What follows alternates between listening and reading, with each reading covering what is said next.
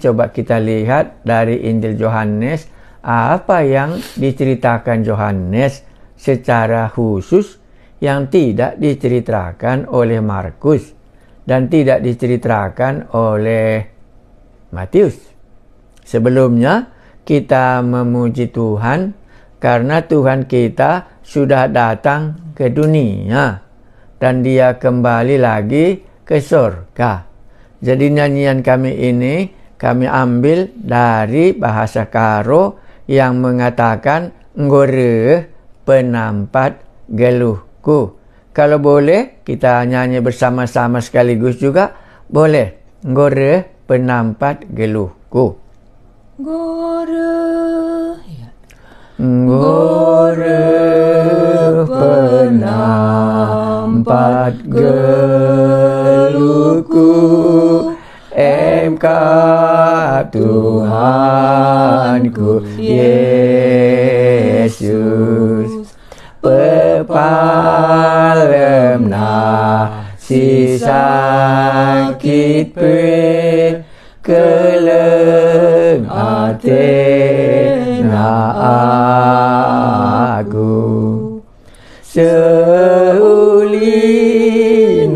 berita keriahan tupe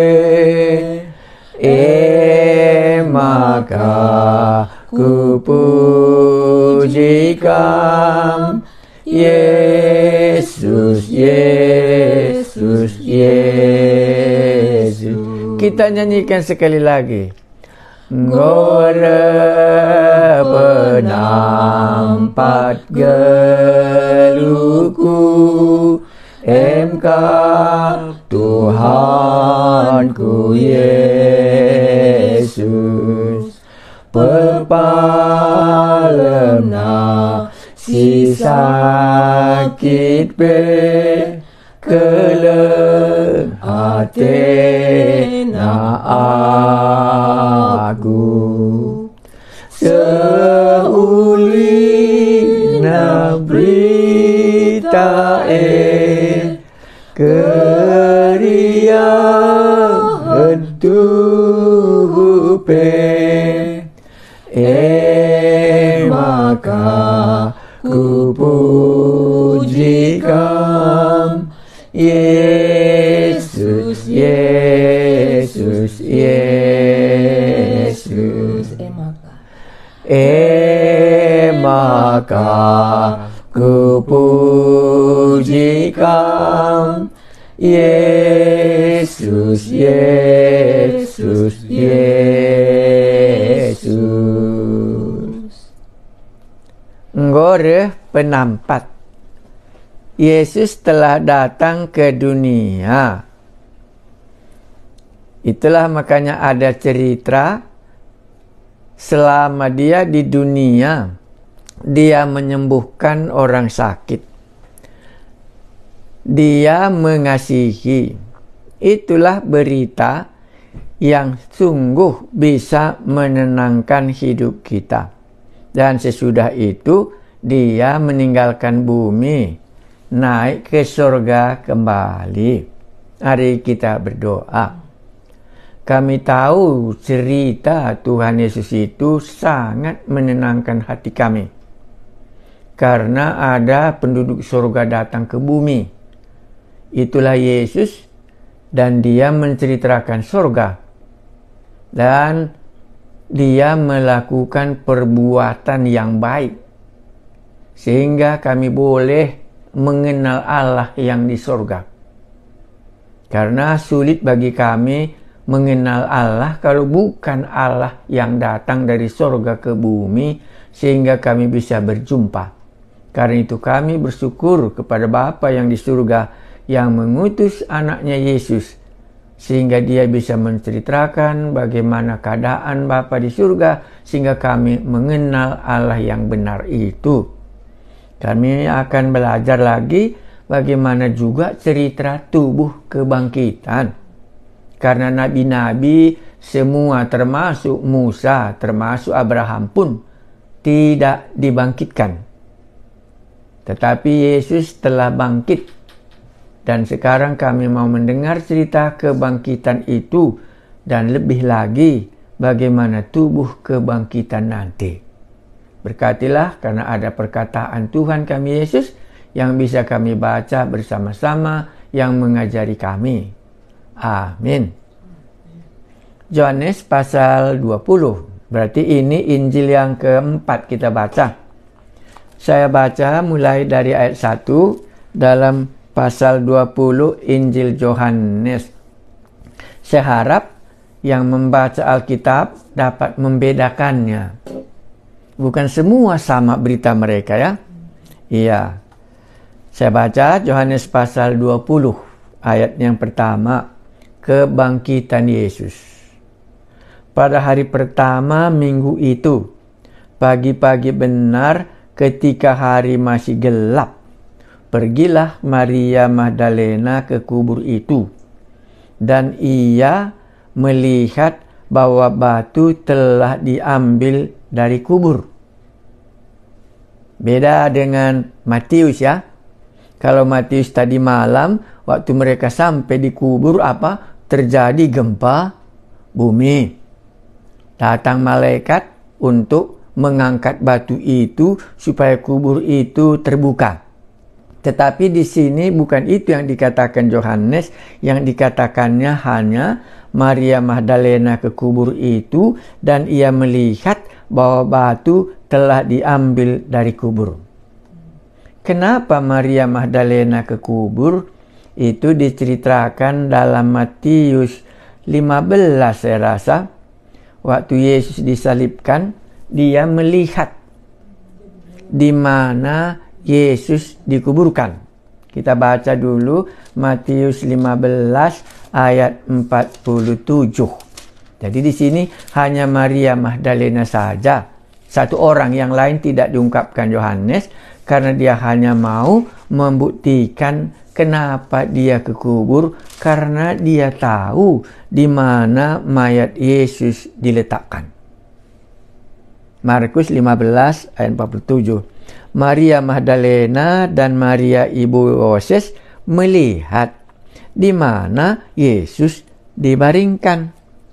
Jadi Yohanes langsung mengatakan Maria saja yang pergi ke kubur, yang lain tidak disebutnya karena alasannya karena Maria Magdalena ini yang melihat waktu Yesus dikuburkan di mana dia dibaringkan. Ayat 2. Ia berlari-lari mendapatkan Simon Petrus. Jadi di sini nggak ada cerita lain. Melihatnya bahwa batu telah terguling dari kubur itu, langsung ia berlari-lari mendapatkan Simon Petrus dan murid-murid yang lain yang dikasihi Yesus dan berkata kepada mereka, Tuhan telah diambil orang dari kuburnya dan kami tidak tahu di mana ia diletakkan. Itu ayat yang pertama. Karena menurut dia sudah dicuri orang, makanya nggak ada lagi di dalam kubur itu karena batu telah terguling. Jadi dia bisa langsung masuk. Maka berangkatlah Petrus dan murid yang lain itu ke kubur. Ya, kalau Markus dikatakannya tidak percaya mereka ya, ataupun Markus mengatakan mereka tidak menceritakan kepada siapapun. Tapi kalau Yohanes tidak, langsung diceritakannya kepada Petrus dan diceritakannya kepada murid yang lain yang dikasihinya, yaitulah Yohanes ya. Ya, keduanya berlari bersama-sama, tetapi murid yang lain itu berlari lebih cepat daripada Petrus, sehingga lebih dahulu sampai di kubur. Nah, ini ada murid-murid ya. Dan dua murid ini, ya nampaknya kelihatannya Petrus lebih tua. Jadi ketinggalan dia duluan murid yang satu tadi, itulah Yohanes. Itulah semua komentar orang. Kenapa Petrus berlomba kalah? Karena dia sudah lebih tua gitu ya. Ya, makanya dikatakan sini keduanya berlari bersama-sama. Jadi ini menunjukkan serius bagi murid-murid kalau bisa kubur itu sudah menjadi kosong. Itu yang mau diceritakan oleh Yohanes. Ya, tadi pun kan Maria Magdalena dikatakannya kan berlari-lari ya. Karena memang serius. Seandainya lah di kampung kita masing-masing Baru dikuburkan hari Jumat, kita ngantarkan bunga ke situ hari Minggu, sudah nggak ada lagi di situ, maka kita akan lari terus kepada semua pemilik kita, anak beruka limbubu. Wah, marilah lihatlah, kuburan Sianu itu sudah tidak ada lagi di dalam dan sudah terbuka. Nah, begitulah kurang lebih ini situasi ya. Makanya 2 kali ia berlari-lari. Maka berangkatlah Petrus dan murid-muridnya, keduanya berlari bersama-sama. Tetapi murid yang lain itu, ini semua katakan murid yang lain itu Yohanes ya. Ya, berlari lebih cepat daripada Petrus sehingga lebih dahulu sampai di kubur. Jadi Yohanes melihat kubur, baru datang lagi Petrus. Ya. Ia menjenguk ke dalam dan melihat kain kapan terletak di tanah. Akan tetapi ia tidak masuk ke dalam. Jadi Yohanes ini ya nungkir saja cakap karonya, ngintip ya. Oh, masih betul lah atau enggak? Oh, betul. Yang dilihatnya apa? Ia menjenguk ke dalam dan melihat kain kapan terletak di tanah, akan tetapi ia tidak masuk ke dalam. Kain. Kalau dalam Petrus, dalam Markus, kok ini dia tempat berbaling, tapi kain tidak disinggung. Matius juga tidak menyinggungnya. Bagaimana kain pembalut mayatnya Yesus atau dia dikuburkan, nggak dibicarakan orang itu, tapi Yohanes tertarik akan hal itu. Kenapa? Kita lanjutkan, entah kenapa nanti bisa kita dapat jawabnya. Ia menjenguk ke dalam dan melihat kain kapan terletak di tanah. Jadi kubur sudah tidak ada lagi mayat Yesus di situ, dan sekarang yang ada di situ ialah kain kapan terletak di dalam tanah, akan tetapi ia tidak masuk ke dalam. Jadi Yohanes sampai di situ saja menjadi saksi. Ayat 6. Maka datanglah Simon Petrus ya, karena dia terlambat datangnya, juga menyusul dia dan masuk ke dalam kubur itu.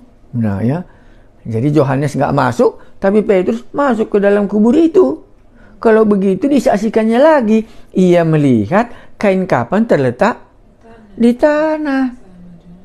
Jadi 2 saksi, begitulah yang bisa kita tangkap ya.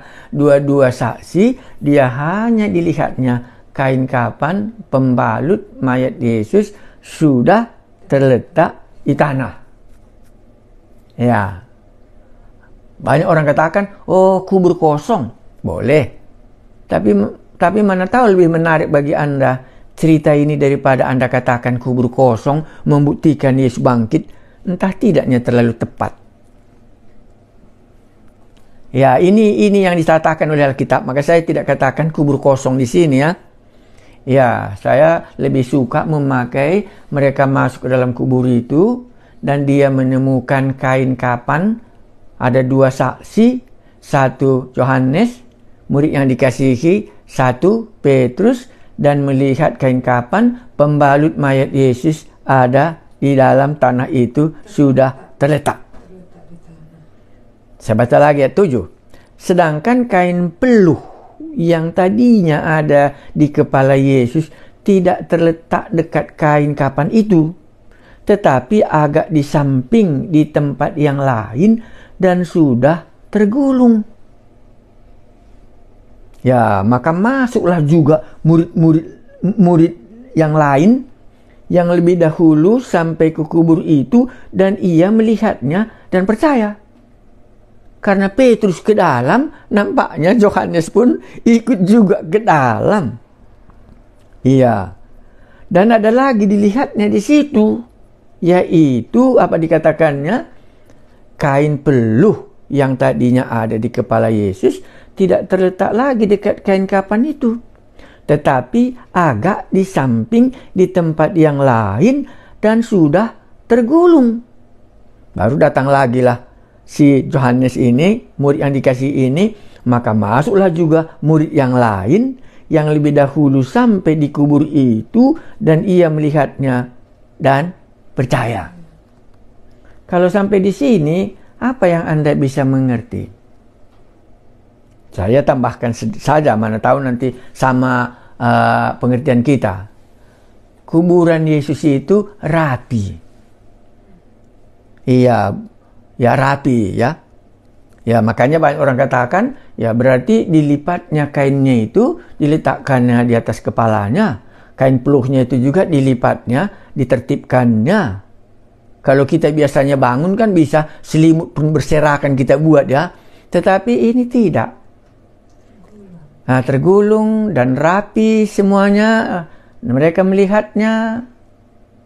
Lantas Yohanes katakan di sini, dan murid itu menjadi percaya.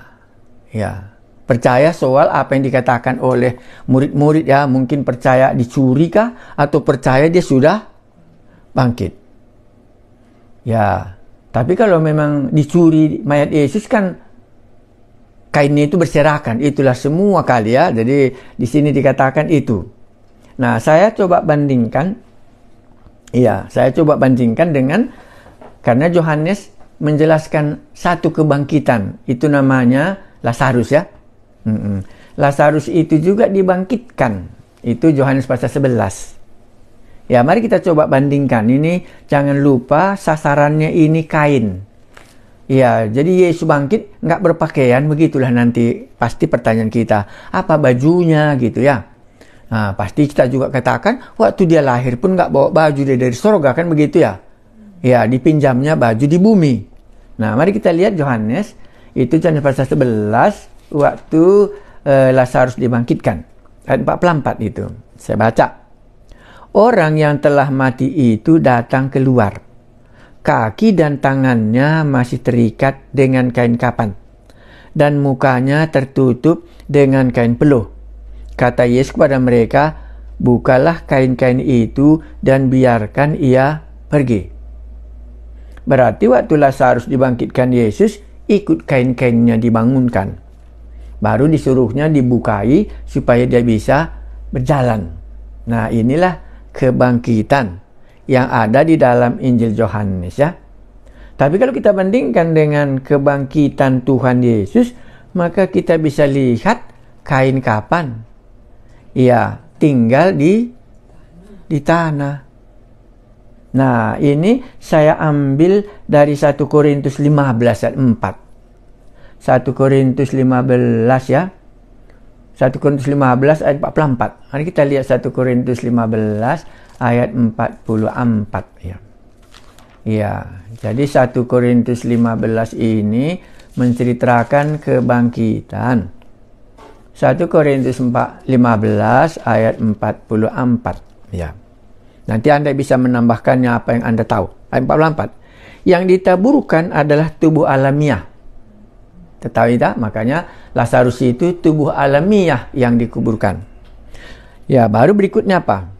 Yang dibangkitkan adalah tubuh rohania.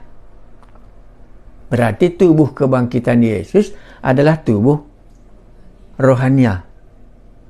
Tubuh Lazarus yang dibangkitkan tadi itu adalah tubuh alamiah. Makanya bajunya pun masih perlu ya. Ya, berikutnya, jika ada tubuh alamiah, gitulah cara menjelaskannya. Ada kan tubuh jasmania kita ya. Ada yang pendek, ada yang panjang, ada yang gemuk, ada yang cantik, ada warna begini, semua itu tubuh alamiah. Jadi, jika ada tubuh alamiah, maka ada pula tubuh rohania. Jadi sudah kita jumpa Lazarus yang dibangkitkan itu ya tubuh jasmaniah dia bangkit, tubuh jasmaniah dia dikuburkan, waktu dibangkitkan pun masih itu. Tetapi Tuhan Yesus dia memiliki tubuh rohania, makanya dia tidak perlu lagi pakai bajunya itu. Karena dia tidak lagi terikat kepada alamiah ini. Makanya kemarin kita lihat perempuan-perempuan itu pun menyembah Yesus kah? Ya, dan Yesus katakan janganlah pegang karena aku belum pergi kepada Bapakku ya. Dan mereka sujud menyembahnya. Berarti lengkap dia walaupun dia tidak pakai baju, tapi walaupun kain kapannya sudah tinggal dikubur, tapi karena tubuh rohaniah ini tidak membutuhkan lagi yang alamiah ini, maka dia sempurna. Ya, itulah kesan kita. Makanya dikatakan di dalam cerita ini, mereka tidak ada ketakutan. Ya, mari kita baca. Sudah bisa kita tahu ya. Jadi kalau kita kontraskan antara Yohanes 11, kebangkitan Lazarus, dan kebangkitan Tuhan Yesus, kebangkitan Lazarus itu masih alamiah. Ya, tapi kebangkitan Yesus adalah kebangkitan tubuh rohania. Maka kain kapannya tinggal di atas tanah di mana dia berbaring itu. Dan rapi kuburannya. Itulah dua saksi antara Yohanes dan Petrus. Kita lanjutkan. Itu sudah kita lihat ayat berapa ya. Makanya Petrus percaya katanya sini. Berikutnya 9. Sebab selama itu mereka belum mengerti isi kitab suci yang mengatakan bahwa ia harus bangkit dari antara orang mati. Ya, ini satu bagian yang sangat kita pegang ya. Ya, karena di kitab nabi-nabi, di kitab Mazmur, semua menceritakan akan kebangkitan. Sebab selama itu mereka belum mengerti isi kitab suci yang mengatakan bahwa ia harus bangkit dari antara orang mati. Jadi Yesus bangkit dari antara orang mati bukan saja dari mulutnya Yesus, tetapi rupanya di dalam kitab suci, di dalam perjanjian lama pun sudah diberitakan bahwa orang mati akan bangkit dari antara orang mati itu. Sekarang waktu ini terjadi, mereka teringat kitab suci yang mereka sudah tahu. Dalam Matius dan Markus, dia seringkali mengutip sebagaimana Yesus berkata. Tetapi Yohanes tidak itu dikutipnya. Sehingga mereka pun mengertilah kitab suci. Umpamanya kitab Hosea, aku rasa itu ada di situ tentang kebangkitan. Pasal 6 ayat 20 kalau nggak silap tadi saya ya. Nah, dan sekarang mereka mengerti kitab suci yang sudah mereka baca dulu. Oh benar, bahwa ada kebangkitan orang mati. Sesudah mereka melihat Yesus bangkit dan kuburnya itu tinggal kain kapannya yang ada di dalam. Betul ya? Baru sesudah itu apa? Sebab, jadi kalau begitu kebangkitan Yesus dalam bagian ini bisa dua bagian kita dapat. Satu bagian pakaian Yesus bukanlah pakaian yang dikuburkan. Itu kita satu tahu. Berarti dia sudah memiliki tubuh rohania yang tidak terikat lagi kepada yang duniawi. Atau kita tambahkan yang binasa tidak bisa ikut di dalam kebangkitan. Makanya pakaian tidak ikut karena dia binasa. Kalau Lazarus tubuhnya dibangkitkan, tetapi kainnya pun masih di bawah juga. Karena dia masih memiliki tubuh yang jasmania. Jadi yang duniawi tidak bisa masuk ke dalam hal yang rohania. Tapi murid-murid tidak takut ya. Kita lanjutkan.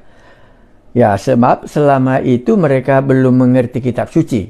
Jadi hal yang kedua tentang kebangkitan Yesus membuat mereka mengerti kitab suci yang selama ini menyatakan bahwa ada kebangkitan orang mati. Sekarang mereka mengerti kitab suci itu. Itu yang dikatakan di sini. Lalu pulanglah kedua murid itu ke rumah. Petrus dan Yohanes tidak berjumpa mayat Yesus. Gitu kah? Iya. Ya, tidak berjumpa dengan mayat Yesus. Mereka pulang ke rumah. Ya. Dan dia sudah melihat kubur dan dia sudah percaya. Ayat 11 kita baca. Yesus menampakkan diri kepada Maria Magdalena. Kan tadi namanya Maria Magdalena. Satu orang saja ya. Kalau Matius sama Markus kan Maria Magdalena ini ya. Karena Yohanes hanya mau memfokuskan Maria Magdalena yang tahu di mana kubur Yesus. Ya. 11. Tetapi Maria berdiri dekat kubur itu dan menangis. Jadi dia tidak pulang bersama dengan rasul-rasul. Tetapi Maria berdiri dekat kubur itu dan menangis ya, sebagaimana kita toh biasa ya, kalau dikubur kita kan menangis ya, menangisi orang yang sudah mati. Ya, jadi di sini juga mereka sama kebudayaannya. Tetapi Maria berdiri dekat kubur itu dan menangis.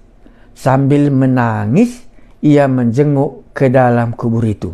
Sama-sama ya, Matius, Markus juga, Petrus juga menjenguk ke dalam. Baru dia ke dalam ya. Ya, nampaknya Maria Magdalena nggak sampai ke dalam ya. Yang sampai kedua murid saja. Sambil menangis, ia menjenguk ke dalam kubur itu. Dan tampaklah olehnya 2 orang malaikat berpakaian putih. Ya, Markus, Matius juga ada malaikat ya. Yang seorang duduk di sebelah kepala dan yang lain di sebelah kaki. Di tempat mayat Yesus terbaring. Jadi kalau mereka melihat kain kapan di dalam kuburan Yesus, Maria Magdalena melihat malaikat. Duduk sebelah kepala, duduk di sebelah kaki. Kata malaikat itu kepadanya, "Ibu, mengapa engkau menangis?" Jawab Maria kepada mereka, "Tuhanku telah diambil orang dan aku tidak tahu di mana ia diletakkan." Jadi Maria masih berpikir, benar dicuri kan gitu ya. Di mana diletakkan katanya. Tapi si penulis tadi sudah katakan percaya, makanya rapi dibuatnya kain kapannya itu supaya ternyata nggak dicuri orang gitu ya. Ya, masa mayatnya saja dibawa, kain pembalutnya ditinggalkan di situ kan begitu ya. Makanya si penulis membuat itu. Ayat 14. Sesudah berkata demikian, ia menoleh ke belakang. Ya, dari belakang ya. Tadi dia melihat kubur, sekarang dia menoleh ke belakang.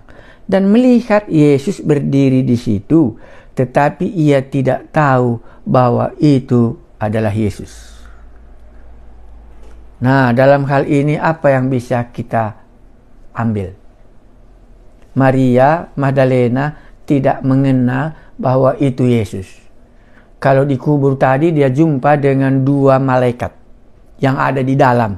Tetapi waktu dia menoleh ke belakangnya, ya, dan melihat Yesus berdiri di situ, tetapi ia tidak tahu bahwa itu adalah Yesus. Maka boleh kita tuliskan dalam Alkitab kita itu, berarti dalam bagian ini penampakan rupa ya. Ya, penampakan rupa yang kekal ya. Atau penampakan rupa yang tubuh rohani tadi ya. Ya, sehingga dia tidak mengenalnya. Itu penampakan rupa. Tapi banyak juga penafsir katakan ya, karena masih gelap ya.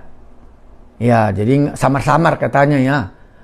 Tapi saya lebih setuju bukan samar-samar. Karena dalam penampakan tubuh yang rohaniah ini, sehingga Maria tidak mengenalnya. Atau yang kedua, karena Maria sudah punya prinsip bahwa mayat Yesus sudah dicuri. Jadi bagaimana bisa hal ini dia yang datang di sini? Saya lebih setuju yang terakhir ini. Karena pikirannya mayat Yesus sudah dicuri. Iya, Tuhanku telah diambil orang dari tempatnya. Jadi nggak bisa dibayangkannya. Ya, dalam satu hari kami kan bukan terus kali tinggal di kampung kami ya. Dan mereka pikir kami masih jauh di negara, di rantau orang. Dan tiba-tiba saya hadir di pajak mereka, tempat mereka jualan gitu. Jadi pertanyaan mereka bukan sudah datang kam, bukan gitu dikatakannya. Sianukah ini gitu, karena menurut dia nggak mungkin saya hadir di situ karena saya tidak kasih tahu bahwa saya datang karena ada urusan penting ke kampung. Iya, baru aku bilang iya akulah ini karena ada urusan maka aku datang. Terkejutlah karena nggak dibayangkannya kami berjumpa di tempat itu karena tempat tinggal kami jauh sekali. Jadi inilah yang dibayangkan, tidak diharapkan. Sehingga membuat mereka tidak mengenal rupa ataupun tubuh Yesus.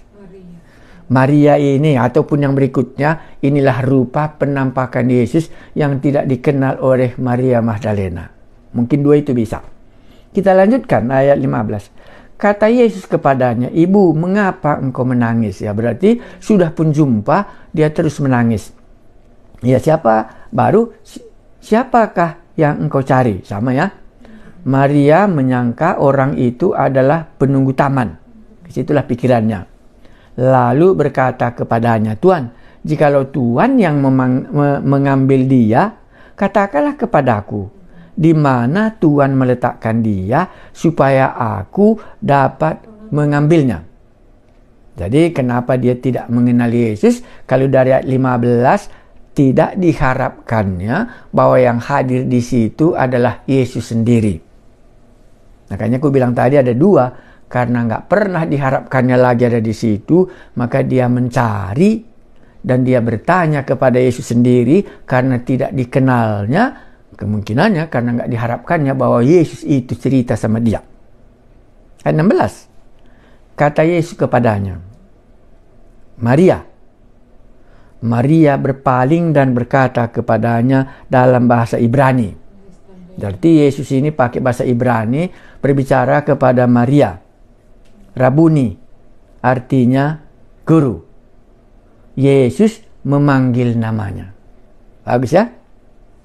Ya. Kata Yesus kepadanya, "Janganlah engkau memegang aku, sebab aku belum pergi kepada Bapa. Tetapi pergilah kepada saudara-saudaraku dan katakanlah kepada mereka bahwa sekarang aku akan pergi kepada Bapakku." Di sini perbedaannya ya. "Dan Bapamu, kepada Allahku dan Allahmu." Sekarang saya mundur sedikit lagi.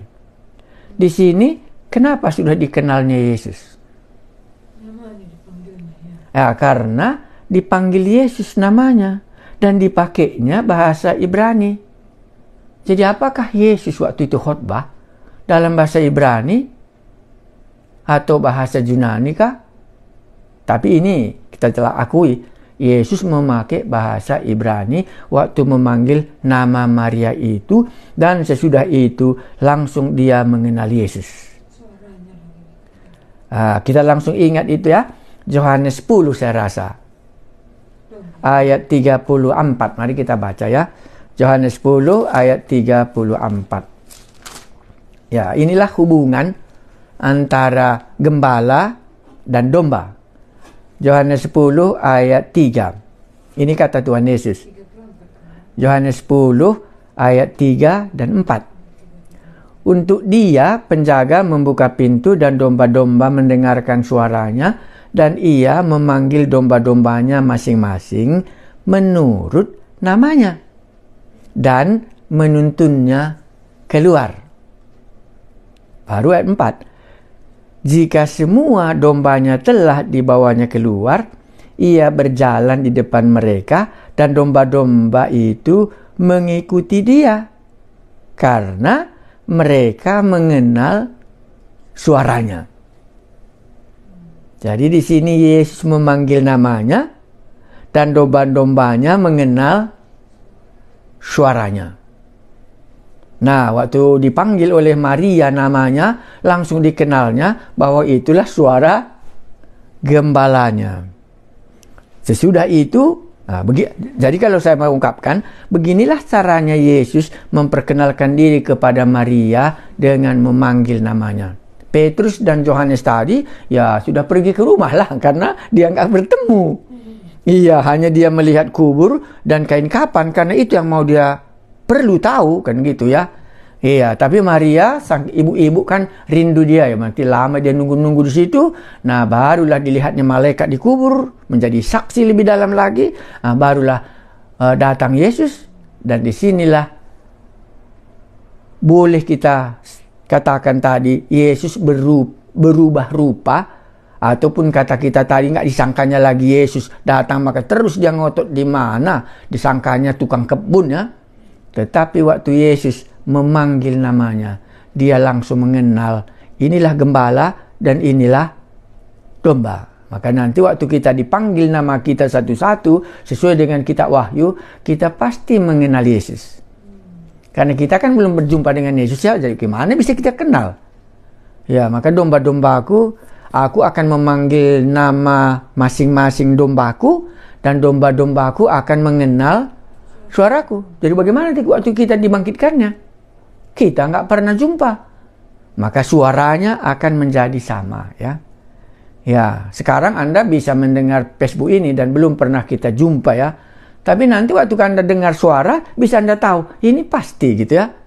Iya, ya, waktu sekali KKR kami pergi ke desa, saya cerita dengan mereka dan mereka mulai matanya bingung. Ini siapa yang datang ini gitu. Baru dibilangnya, suara ini sudah terbiasa ku dengar, Pak, katanya. Di mana kamu dengar? Ku bilang, lewat siaran radio ini. Oh, ku bilang, inilah orangnya. Ya pantaslah, makanya suaranya sudah ku dengar, orangnya belum ku kenal. Yesus bisa kita tahu, belum tahu bagaimana nanti rupanya. Tapi waktu kita dengar suara Yesus, nama kita dipanggil. Nah, makanya perlu kali tuliskan nama Anda. Ini dombanya satu lagi, Tuhan. Sudah kesasar. Tuliskan di situ. Nanti panggil nama aku, supaya waktu ku dengar nama gembalaku, aku akan mengenal Yesus. Suara gembalaku. Dan sesudah itu bisa kita lihat bagaimana reaksi Maria Magdalena terhadap Yesus, ya. Ya, kata Yesus kepadanya, janganlah engkau memegang aku. Karena rupanya langsung mau dia, ya karena sudah tadi dikiranya dicuri orang kan begitu ya. Sudah hilang, ya ini sudah orangnya. Langsung dia mau lebih dekat, gitulah kurang lebih ya. Iya, tapi Tuhan Yesus katakan jangan ya. Iya, jangan ya. Ya, saya tidak uraikan kali kenapa dia melarang ya. Ya, bisa juga kita uraikan, nggak perlu dikubur, jumpa, pergilah di Galilea. Kalau gitu kan, kalau Markus sama Matius kan dituntutnya orang itu pergi ke Galilea. Tetapi di sini tidak. Kepada Maria dikatakannya jangan pegang ya. Janganlah engkau memegang aku, sebab aku belum pergi kepada Bapa.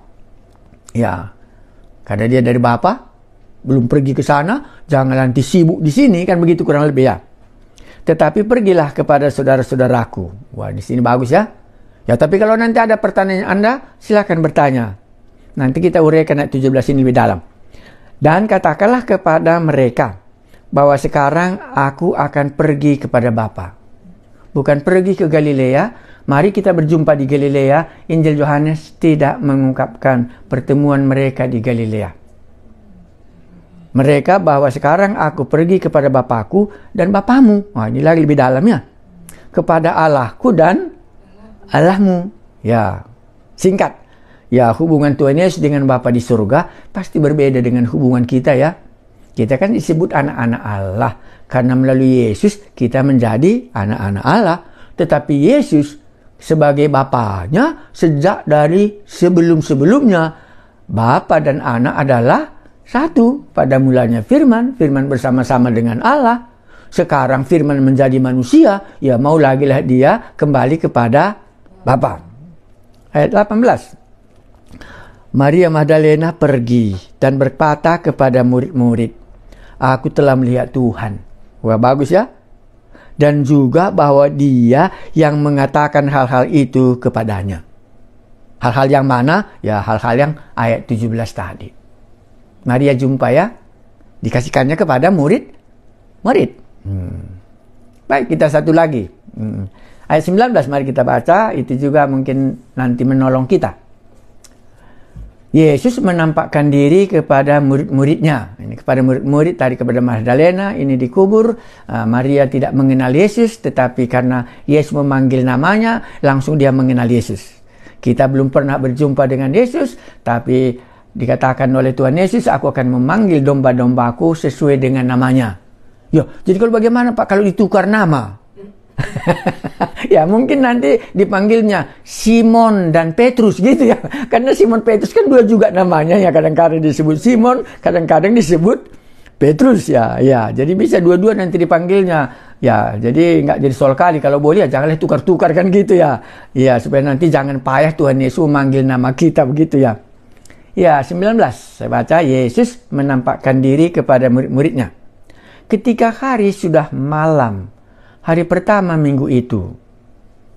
Jadi malam ya, ini pagi-pagi minggu kan begitu ya. Ini minggu malam gitu ya.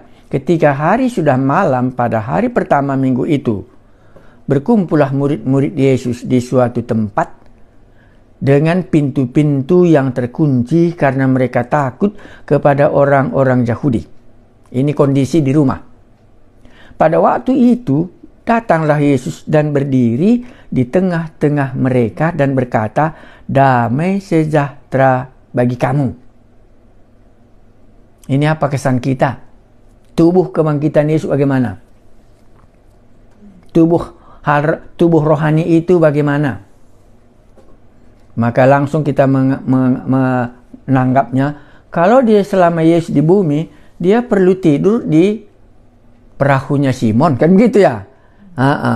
Jadi terbatas dia. Tetapi ini pintu-pintu yang terkunci, ya, karena mereka takut terhadap orang Yahudi. Jadi suasana sudah pun lewat 1 minggu Yesus disalibkan, suasana belum berubah, mereka masih takut. Nah, dan pada saat itulah Yesus masuk ke rumah tanpa dibuka pintu.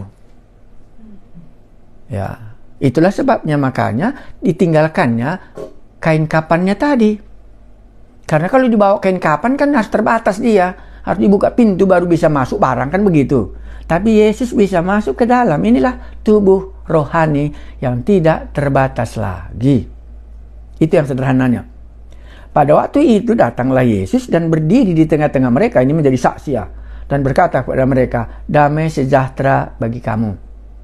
Menurut kita kenapa dia pakai damai sejahtera ya? Karena mereka dalam ketakutan. Ya, tapi mungkin dia mau menggenapkan Yohanes 14 ayat 27. Ya. Yohanes 14 ayat 27 dikatakannya, kurasa itu Yohanes 14. Ya, saya sudah hafal jadi saya bacalah. Yohanes 14 ayat 27. "Damai sejahtera kutinggalkan bagimu. Damai sejahteraku kuberikan kepadamu. Dan apa yang kuberikan tidak seperti yang diberikan oleh dunia kepadamu. Janganlah gelisah dan gentar hatimu." Makanya disinilah Yesus memberikan damainya kepada murid-muridnya. Ya, itu yang kita lihat. Jadi Yesus bukan saja memberikan pengampunan dosa, ya, bukan. Tapi di sini berbeda sekali dengan Matius sama Markus. Di sini dia menceritakan, "Damai sejahteraku kuberikan kepadamu. Damai sejahtera bagi kamu. Damai sejahteraku kuberikan kepadamu." Sekarang sudah terjadi damai sejahtera karena Yesus sudah bangkit dari antara orang mati. Ayat 20. "Dan sesudah berkata demikian, ia menunjukkan tangannya dan lambungnya kepada mereka. Murid-murid itu bersuka cita ketika mereka melihat Tuhan." Ada ketakutan atau enggak? Tidak ada. Maka Yohanes mau menceritakan damai sejahtera yang datang dari Allah itu ada di tengah-tengah mereka. Kalau enggak kan takut mereka. Kalau dia tunjukkan apa? Tangannya, lihat ini. Kan bisa dia ketakutan. Lihat lambungku, kan bisa dia ketakutan dia. Tetapi kenapa dibuat Yesus seperti ini? Supaya mereka tahu tubuh kebangkitan Yesus yang tadi di dalam kubur nggak jumpa lagi. Dan kain kapannya nggak adalah itu, cuma tinggal di situ. Sekarang bagaimana tubuhnya gitu ya. Nah, maka ditunjukkannya. Kalau di kapal kan hantu kata mereka langsung ketakutan ya. Tapi sesudah Yesus bangkit, mereka tidak takut lagi di sini. Jadi kalau begitu bagaimana tubuh kebangkitan Yesus ini? Pasti Anda menjawab, ayat 20 ini adalah yang disalibkan itu, itulah yang datang ke rumah. Ya, tadi waktu disalibkan ada tulang dan darahnya, sekarang datang lagi dia, ada bekas paku, dan ada tulang dan ada juga dagingnya. Inilah tubuh kebangkitan, di mana tidak lagi secara alamiah. Tubuh rohania dia. Atau lebih benar iman kita mengatakan, inilah Yesus yang sudah bangkit dari antara orang mati, bukan hantu yang datang. Tetapi Yesus berkata, inilah tanganku, inilah lambungku. Tangan dipaku, lambung ditusuk. Sekarang dia datang ke tengah-tengah murid-muridnya, membuktikan ada tanda dalam kebangkitan itu. Gitu ya. Ya, dan mereka bersuka cita. Itu juga sudah pernah dikatakan Tuhan Yesus, sebentar lagi kamu semuanya akan gugur imanmu dan ketakutan. tetapi itu nanti akan berubah menjadi sukacita. Itu Yohanes 16 ayat 20 kita tidak baca. Sekarang saya baca 21. Jadi sudah jelaskah tubuh kebangkitan tadi, berapa banyak Anda tahu dan berapa banyak aku tahu, dan inilah dasar iman kita waktu kita nanti dibangkitkan bersama-sama dengan Yesus. Ayat 21. Maka kata Yesus sekali lagi, damai sejahtera bagi kamu. Ya, ini berharga sekali. Maka kata Yesus sekali lagi, damai sejahtera bagi kamu. Sama seperti Bapa mengutus aku, demikianlah juga sekarang aku mengutus kamu. Wow, bagus ya? Ya, makanya aku tidak bisa menerima Markus pasal 16 sampai ayat 8. Aku tidak bisa. Karena alasan Yesus datang adalah misi. Markus 16 ayat 8 tidak ada misi dan tidak ada kesaksian tentang kebangkitannya. Jadi kalau bagaimana bapak-bapak ahli-ahli teologi menolaknya, ya biarlah dia tolak. Tetapi aku sendiri mengaku tidak bisa kutolak karena tidak sampai Injil. Kalau tidak ada berita, pergilah. Inilah misi di dalam Injil Yohanes. Misi dalam Injil Yohanes ini, katanya apa tadi? Maka kata Yesus sekali lagi, damai sejahtera bagi kamu. Sama seperti Bapa mengutus aku, demikianlah juga sekarang aku mengutus kamu. Misi diserahkan ke dalam tangan murid-murid. Saya baca Yohanes 3:17 ya. Ini kan misinya Tuhan Yesus ya. Kita baca. Saya baca Yohanes 3 ayat 17. Ya. Yohanes 3:17. Sebab Allah mengutus anaknya ke dalam dunia, bukan untuk menghakimi dunia, melainkan untuk menyelamatkan olehnya. Jadi misi harus bersangkut paut dengan keselamatan orang berdosa. Makanya setiap kali Yesus datang, dia melakukan supaya orang berdosa untuk diselamatkan. Jadi Yesus datang diutus bukan untuk menghakimi, tapi untuk menyelamatkan. Sekarang kita baca ke bawah. Dan sesudah berkata demikian, ia menghembusi mereka dan berkata, terimalah Roh Kudus. Nah, bagaimana kita menafsirkannya? Yesus menghembusi. Ya, bisa juga kita lihat orang-orang sekarang ini berani dia menghembusi, tapi entah angin apa yang diberikannya saya tidak tahu. Tetapi ini kurasa benar. Dan sesudah berkata demikian, ia menghembus mereka dan berkata, terimalah Roh Kudus. Karena sudah dikatakannya bahwa dia akan mengutus Roh Kudus kepada murid-muridnya. Maka di sini dihembusinya. Apa bedanya dengan hari raya Pentakosta? Nanti kita akan lihat di sini sedikit.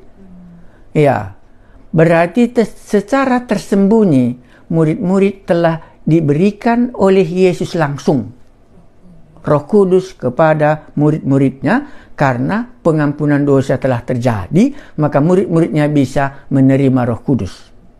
Bukan publik ya? Ya, ini bukan publik. Ini bukan Kisah Rasul pasal 2 di mana janji Allah. Itu kan janji Allah. Jangan nanti kita salah ya. Itu kan janji Allah ya. Ya, ini kan dari Yesus sendiri diberikannya kuasa. Waktu misi pun Yesus memberikan kuasa kepada murid-murid. Sekarang juga dihembusinya dan katanya terimalah Roh Kudus. Makanya murid-murid yang ada di tempat ini dalam malam itu, mereka menerima Roh Kudus dari Tuhan Yesus. Jadi bagaimana nanti hari raya Pentakosta? 2 kalikah mereka menerima Tuhan Yesus? Ya, kurasa bisa kita mengerti kalau mau lebih dalam. Tapi saya tidak akan menyinggung itu walaupun ada jawabnya. Tetapi yang menjadi permasalahan bagi kita yang saya mau sampaikan di sini, dan sesudah berkata demikian, ia menghembusi mereka dan berkata, terimalah Roh Kudus. Kalau dulu Allah menghembuskan napas kehidupan kepada hidung manusia, baru manusia itu apa? Menjadi makhluk hidup. Anda sudah lihat tadi bagaimana mereka ini ketakutannya di rumah. Takut kali dia kehilangan nyawanya karena orang-orang Yahudi mau membunuh mereka. Tetapi dengan diberikannya hembusan ini, maka mereka akan memiliki hidup rohani yang baru. Itu yang bisa kita, sebagaimana Allah menghembuskan napas ke debu tanah itu, mereka bisa makhluk hidup. Sekarang Yesus memberikan Roh Kudus kepada murid-muridnya yang 11 ini, supaya mereka memiliki hidup dalam misi. Sebagaimana Bapa mengutus aku, demikianlah aku mengutus kamu. Jadi Yesus memberikan Roh Kudus kepada murid-muridnya di sini adalah merupakan persiapan kuasa untuk pergi memberitakan misi Yesus yang akan dilanjutkan oleh murid-muridnya. Ya, kita bisa lihat ya. Jadi terimalah Roh Kudus. Berarti murid-murid di sini menerima Roh Kudus untuk memberikan kehidupan yang baru dalam situasi penyaliban yang begitu masih menakutkan bagi mereka. Itu maka di sini ada damai sejahtera diberikannya, ada Roh Kudus diberikannya, dan dihembuskannya Roh Kudus pada mereka. Karena Roh Kudus itu keluar dari Bapa, dan Roh Kudus itu keluar dari Yesus Kristus sendiri. Mari kita lanjutkan sedikit lagi kalau demikian. Dan sesudah berkata demikian, ia menghembusi mereka dan berkata, terimalah Roh Kudus. Sekarang masuk ayatnya yang 23. Jikalau kamu mengampuni dosa orang, dosanya diampuni. Dan jika kamu menyatakan dosa orang tetap ada, dosanya tetap ada. Bagaimana kita menafsirkan ini? Adakah kuasa di dalam murid-murid untuk membuat dosa orang diampuni? Adakah kuasa di dalam murid-murid menyatakan dosamu tidak diampuni? Nah, untuk melengkapi cerita ini, pasti kita lihat apa yang dilakukan murid-murid. Sesudah mereka menerima Roh Kudus ini hembusi dan perintah misi dilakukan, perlengkapan misi haruslah Roh Kudus. Saya tertarik membacanya dan Anda nanti membandingkannya. Kisah Rasul pasal 2 ayat 38. Ya. Kisah Rasul pasal 2 ayat 38. Itu kita ingat ceritanya hari raya Pentakosta di mana Roh Kudus dicurahkan, dan disinilah Petrus berkhotbah ya. Apa dikatakannya dalam ayat 38 supaya kita bisa melihat. Saya baca ya. Ataupun saya baca dari 36 mulai. Jadi seluruh kaum Israel harus tahu dengan pasti bahwa Allah telah membuat Yesus yang kamu salibkan itu menjadi Tuhan dan Kristus. Itu kita nggak bahas karena kita mau memfokuskan kebangkitan Yesus. Ketika mereka mendengar hal itu, hati mereka sangat terharu. Lalu mereka bertanya kepada Petrus dan rasul-rasul yang lain, apakah yang harus kami perbuat, saudara-saudara? Jawab Simon Petrus ayat 38. Jawab Petrus kepada mereka, bertobatlah dan hendaklah kamu masing-masing memberi dirimu dibaptis dalam nama Yesus Kristus untuk pengampunan dosa. Maka kamu akan menerima karunia Roh Kudus. Apa dikatakan rasul-rasul tadi? Waktu dia mendengar, kalau kau katakan dosa orang tetap ada, maka dosanya tetap ada. Tapi kalau kau katakan dosanya diampuni, maka dosanya diampuni. Apa yang dimaksudkannya dosanya diampuni dalam ayat 38? Dalam nama siapa dosa itu diampuni? Itu jawabnya pasti nggak salah. Dan jawab Simon Petrus pada mereka, bertobatlah dan hendaklah kamu masing-masing memberi dirimu dibaptis dalam nama Yesus Kristus untuk pengampunan dosamu. Jadi saya kurasa nggak salah aku. Jadi Petrus memakai di mana dosa dapat diampuni itu di dalam nama Yesus Kristus itu. Bukan di dalam nama Petrus, bukan di dalam nama rasul-rasul yang lain. Karena kepada rasul-rasul tidak diberikan kuasa untuk mengampuni dosa karena hanya Allah lah yang bisa mengampuni dosa. Hanya sekarang berita pengampunan dosa sudah diutus oleh Yesus. Sebagaimana Bapa mengutus Yesus, sekarang Yesus mengutus murid-muridnya supaya memberitakan tentang pengampunan yang ada di dalam Tuhan Yesus sendiri. Mari kita lihat lagi satu lagi, itu mungkin saya buat di sini ayat berapa, supaya jangan kita salah ya. Pasal 3, itu juga sama. Pasal 3 ayat 19. Karena itu sadarlah dan bertobatlah supaya dosamu dihapuskan, agar Tuhan mendatangkan waktu kelegaan dan mengutus Yesus yang dari semula diuntukkan bagimu. Seberapa banyak kita tahu tentang tubuh kebangkitan? 1. Yesus menghembuskan Roh Kudus kepada mereka. Baru pergi mereka mengabarkan Injil. Bagaimana lagi kita kenal tubuh Kristus? Dia bisa bercerita kembali dengan muridnya. Kepada Maria Magdalena dia pakai bahasa Ibrani, Rabuni, guru katanya ya. Bagaimana lagi tubuh kebangkitan Yesus? Bisa dia masuk ke tengah-tengah murid-murid tanpa pintu dibuka.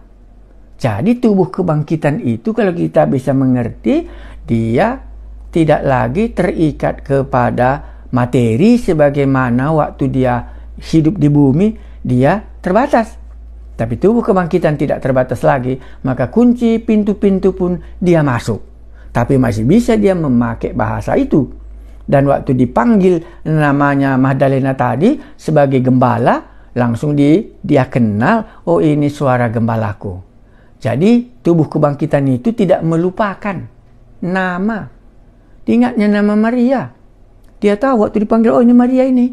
Dia kenal satu dengan yang lain. Tidak hilang ingatannya. Itu yang bisa kita mengerti di sini. Iya, barulah misi rupanya nggak pernah dilupakan oleh Yesus. Kalau pada Matius, pergilah jadikan semua bangsa muridku, kan gitu ya.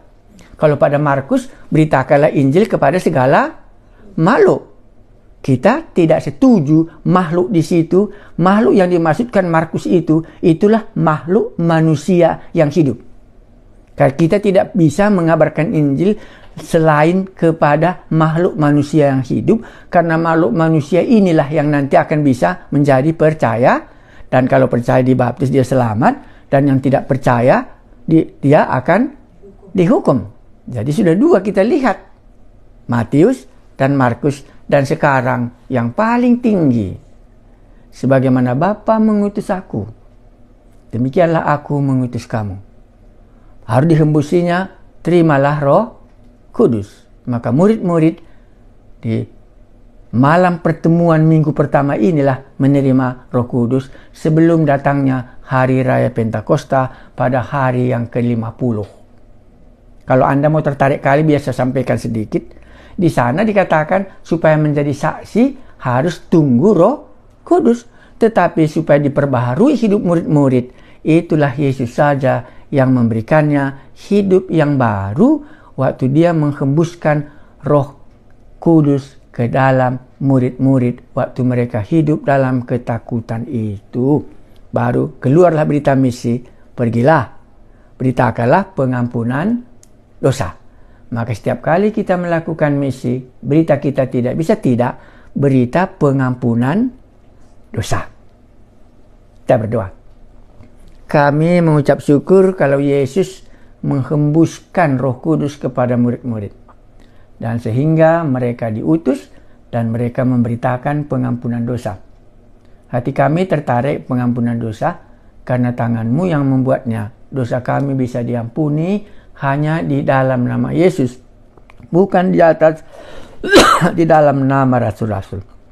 Kami memuji nama-Mu, Yesus Juru Selamat kami. Amin.